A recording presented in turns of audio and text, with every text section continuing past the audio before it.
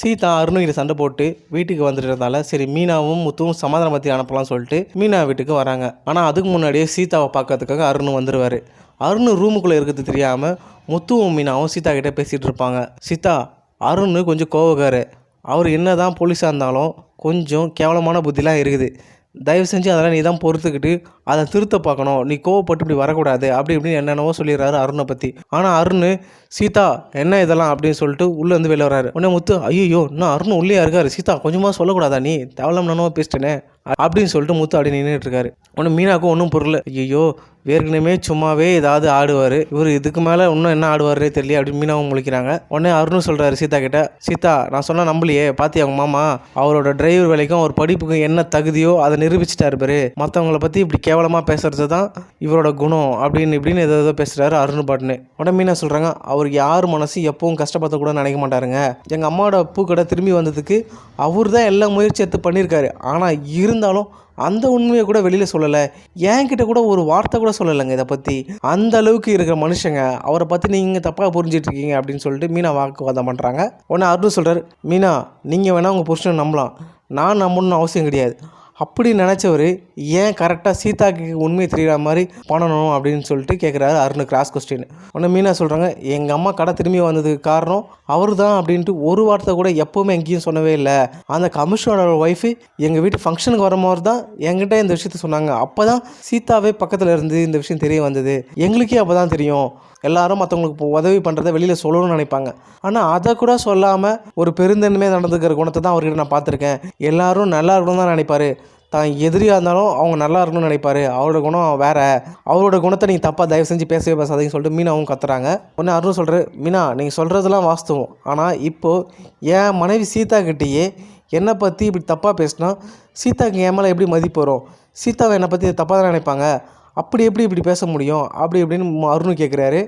உடனே முத்து சொல்கிறார், அருண் உங்களை கஷ்டப்படுத்தணும், உங்களை தப்பாக பேசுகிறதுக்காக நான் பேசலை. சீதா எப்போதும் நான் அவங்ககிட்ட அருணை பற்றி ஏதாவது தப்பாக பேசியிருக்கேனா? இல்லை மாமா அப்படின்னு சொல்லிட்டு சீதா சொல்கிறாங்க. பார் கேட்டுக்குங்க, எப்போவுமே நான் யாரையும் பற்றி தப்பாக பேசின கிடையாது.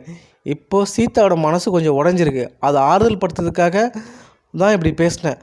ஆனால் உங்களை தரக்குறைவாக பேசணும், ஒருத்தவங்க செய்கிற தொழிலை மட்டமாக பேசணும், அந்த மாதிரி எந்த எண்ணமும் எனக்கு கிடையாது. அது இப்போ இல்லை, எப்போவுமே என்கிட்ட இருக்காது. என்கிட்ட அது மட்டும் இல்லாருன்னு கல்யாணத்துக்கு முன்னாடி உன் மேலே எனக்கு நிறைய கோவம் வந்திருக்கும், 1000 விமர்சனம் வந்திருக்கலாம். ஆனால் இருந்தாலும் கல்யாணத்துக்கு அப்புறம் சீதா நல்லா இருக்கணும், எனக்கு அவ்வளோதான். தயவு செஞ்சு சீதாவை கஷ்டப்பட்டு பார்த்துக்கோ அப்படின்னு சொல்கிறார் முத்து. உடனே அருண் சொல்கிறாரு, எனக்கு எல்லாம் பார்த்துக்க தெரியும், நீ மட்டும் சீதா லைஃப்பில் நீ தலையிடாமல் இருந்தாலே போதும், நீ தான் பெரிய ஆள், இந்த குடும்பத்துக்கு எல்லாமே பண்ணுற அப்படின்னு சொல்கிற கர்வமான எண்ணத்தை விடு தயவு செஞ்சு அப்படின்னு அருண் சொல்கிறாரு. உடனே முத்து சொல்கிறாரு, எனக்கு ஒன்றும் பிரச்சனையே இல்லைங்க, நான் எப்படி ஒன்றா இருப்பேங்க, எனக்கு இந்த கர்வம் எதுவுமே கிடையாது. நான் ஒரு சாதாரண ஒரு மனிதன் தான், 4 பேருக்கு நல்லது செய்யணும், எல்லோரும் நல்லா இருக்கணும், அவ்வளோதான் நான் ஆசைப்படுவேன் அப்படின்னு சொல்லிட்டு முத்து சொல்கிறாரு.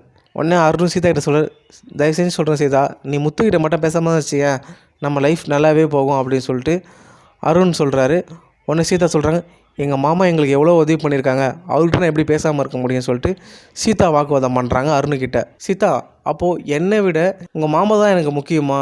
உடனே அருண் கேட்குறாரு, சீதா என்னை விட உங்கள் மாமா தான் உனக்கு முக்கியமா அப்படின்னு கேட்குறாரு. உடனே சீதா சொல்கிறாங்க, நீங்கள் எனக்கு முக்கியம் தாங்க, ஆனால் எங்கள் மாமா கிட்ட நான் பேசாமல் இருக்க முடியாது. எங்கள் மாமா எனக்கு எவ்வளோ உதவி பண்ணியிருக்காரு, எங்கள் அப்பாவுக்கு அப்புறம் எங்கள் குடும்பத்தை அந்தளவுக்கு நேசித்து எல்லா உதவியும் பண்ணவர் எங்கள் மாமா தான் அப்படின்றாங்க. தயவு செஞ்சு இந்த சாதாரண டிரைவரை ஏன் முன்னாடி புகழ்ந்து தயவு செஞ்சு பேசாத, எனக்கு இது பிடிக்கவே இல்லை, இதனால தான் உனக்கு எனக்கு பிரச்சனை வருது, மற்றபடி ஏதாவது பிரச்சனை இருக்கா அப்படின்னு அருண் வாக்குவாதம் பண்ணுறாரு. உடனே முத்து சொல்கிறாரு, சீதா விடு, இப்போ தானே, இப்போ நீ என்கிட்ட பேசாமல் தான் நீங்கள் சந்தோஷமாக இருந்துருவீங்களா? சரி விடு, என்கிட்ட நீ பேசாமல் இரு, நீ நல்லா இருந்தால் போதும் சீதா, எனக்கு அவ்வளோதான். உங்கள் அக்கா கிட்டே நீ பேச போகிற, உங்கள் அக்கா கிட்டே நான் கேட்டு தெரிஞ்சுக்கிறேன் நீ எப்படி இருக்குன்ட்டு, அது போதும். அருணுக்கு என்ன புரிஞ்சுக்கிற டைம் வரல, அப்போ நீ என்கிட்ட பேசினா போதும், தயவு செஞ்சு இப்போ பிரச்சனையை விட்டு நீ நல்லா இருந்தால் போதும் அப்படின்னு முத்து சொல்கிறாரு. உடனே சீதா சொல்கிறாங்க, பார்த்தீங்களாங்க எங்கள் மாமாவோட குணம் இதுதாங்க, அவரோட டிரைவரு அது இதுன்னு சொல்கிறீங்களே, ஆனால் அவரோட குணம் உங்களுக்கு எப்போவுமே வராதுங்க அப்படின்னு சொல்லிட்டு சீதா சொல்கிறாங்க.